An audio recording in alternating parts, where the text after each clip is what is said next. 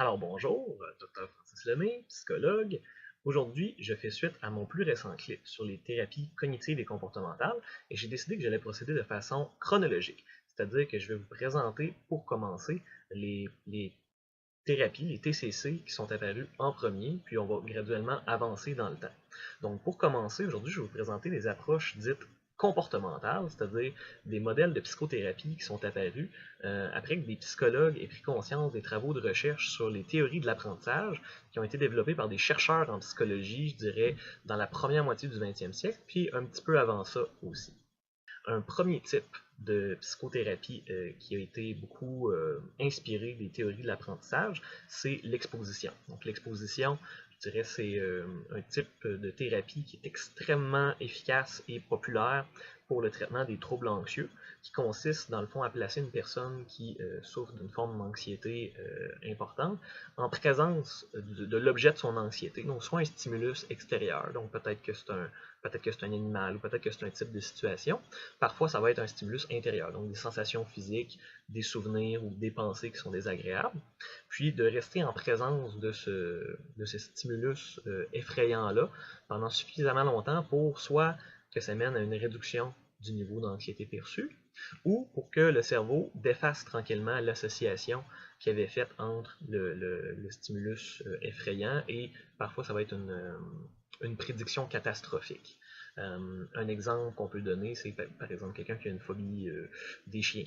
Une façon simple de traiter la phobie des chiens, ce serait d'exposer graduellement cette personne-là à des chiens, peut-être en commençant par des images de chiens, des photos de chiens sur un ordinateur, des vidéos de chiens, puis par la suite de l'exposer graduellement à des chiens, mais peut-être en commençant par des petits chiens, des Yorkshire, des Bassets, et graduellement monter à des chiens de plus gros format, donc peut-être des Huskies, des Golden Retrievers, et éventuellement des Grands Danois, puis des Saint-Bernard ou des Mastiffs, des trucs comme ça. Donc, on y va de façon graduelle.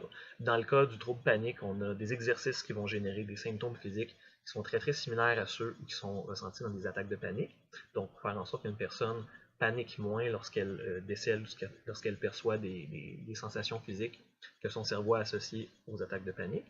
Dans d'autres cas, ça va être de s'exposer à des souvenirs, par exemple dans le cas de gens qui ont vécu des expériences traumatiques.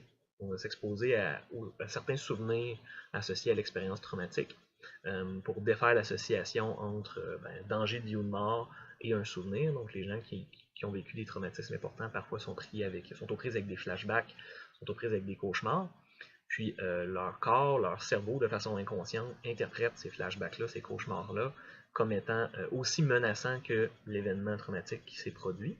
Euh, et en s'exposant aux souvenirs, donc parfois ça va être en les écrivant, parfois ça va être en faisant des exercices de visualisation, on peut défaire l'association qui a été faite. Parfois ça va être aussi de façon plus concrète, peut-être en retournant quand c'est possible et quand c'est pas dangereux sur les lieux où l'événement traumatisant s'est produit. Parfois ça va être en se mettant en contact avec des objets ou des personnes, encore une fois, lorsque ces objets, ces personnes-là ne sont pas dangereux, qui étaient impliqués dans l'événement. Donc, c'est toutes des façons qu'on peut utiliser pour faire de l'exposition par rapport à des stimuli qui génèrent de l'anxiété. Dans le cas du TOC dont j'ai parlé il y a 2 semaines, 2-3 semaines, ce qu'on va faire, c'est de l'exposition avec prévention de la réponse. Donc, on va exposer une personne à ses obsessions, donc les pensées qui génèrent beaucoup d'anxiété, d'inconfort, de malaise, de dégoût.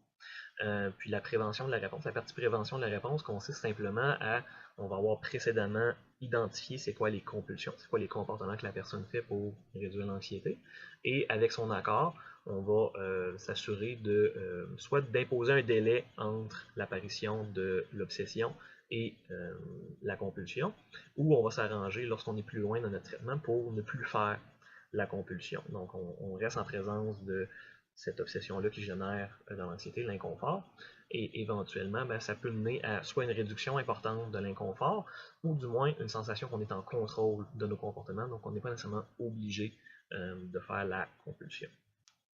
Une autre technique de thérapie comportementale qui peut être utilisée, ça c'est surtout dans le traitement de la dépression. Donc quand une personne est en dépression depuis un certain temps, puis qu'elle éprouve là, une sensation d'avoir très peu d'énergie dans son quotidien, beaucoup de difficultés à se lever, à se mobiliser pour poser des gestes, faire des actions. Donc, parfois, la personne passe beaucoup de temps couchée dans son lit ou assise sur un sofa, ou quand la personne va dire ben, j'éprouve très peu de plaisir dans mes activités au quotidien, j'ai l'impression qu'il y a peu de choses qui sont gratifiantes. Ce qu'on va faire en activation comportementale, c'est qu'on va dresser une liste d'activités qui sont soit gratifiantes, qui ont déjà été gratifiantes, qui ont le potentiel d'être gratifiantes, plaisantes, le fun, ou si la personne est très hypothéquée par sa dépression, donc a très peu d'énergie, beaucoup de difficultés à se lever, on va simplement dresser une liste de c'est quoi toutes les petites actions qui peuvent être faites. C'est quoi la plus petite affaire qu'une personne est capable de faire dans sa journée.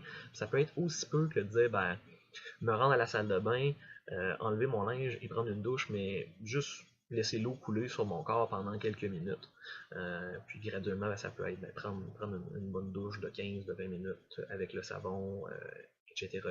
Mais parfois, c'est important de commencer par vraiment des petites choses, la plus petite chose possible, et on bâtit à partir de là. Et ce qui est le plus important, en fait, au niveau de l'activation comportementale, c'est de porter attention. On va porter attention avant l'activité, ben, c'est quoi l'hypothèse que ma tête m'envoie? C'est quoi ma tête me dit qu'il va se passer? Ah, ça va être dur, ça va être éprouvant, ça va être drainant, j'aurai plus d'énergie à la fin, ça sera pas si le fun que ça. Puis on peut le noter. En fait, souvent, on va inviter une personne à le noter. Donc, c'est quoi l'hypothèse que ma tête me donne? Par la suite, on va porter attention à comment on sent quand on fait l'activité. Pendant l'activité d'activation comportementale, c'est quoi mon ressenti? Alors, je suis allé marcher pendant 15 minutes dehors, ben, comment je me sens pendant ma marche? C'est quoi qui se passe en dedans? C'est quoi ma tête me dit? Puis on va aussi pouvoir noter parfois ben, comment je me sens après. Donc, c'est quoi mon niveau d'énergie après? C'est quoi mon niveau de bien-être, de confort, de sentiment d'accomplissement, de fierté? Puis souvent, ben, quand on fait de l'activation comportementale, on va voir ce qu'on appelle une grille d'activation comportementale qu'on va remplir, donc le thérapeute et le client ensemble. Donc on peut planifier des activités dans la journée ou on peut, à la fin de la journée, remplir notre grille d'activation. Donc avec qu'est-ce que ma tête me disait qu'elle allait se passer avant, comment je me sentais avant, pendant l'activation comportementale, ben, comment je me suis senti, puis après l'activation comportementale, ça nous permet de tester, ben, est-ce que les hypothèses que ma tête m'envoyait par rapport à cette activité-là s'avèrent vraies ou est-ce qu'elles étaient pas si vraies que ça? Puis, ultimement, est-ce que ça vaut la peine pour moi de faire ces activités-là au quotidien? Est-ce que c'est plus plaisant? Est-ce que c'est mieux? Est-ce que c'est plus productif que de rester couché dans mon lit ou de rester assis sur le sofa à regarder la télé? Ça, c'est des exemples d'activation comportementale. Je m'arrête à ce point-ci pour pas non plus que ce vidéo-là s'étire pendant des heures et des heures. Je suis très passionné des approches comportementales. Je les trouve à la fois extrêmement simples et extrêmement efficaces.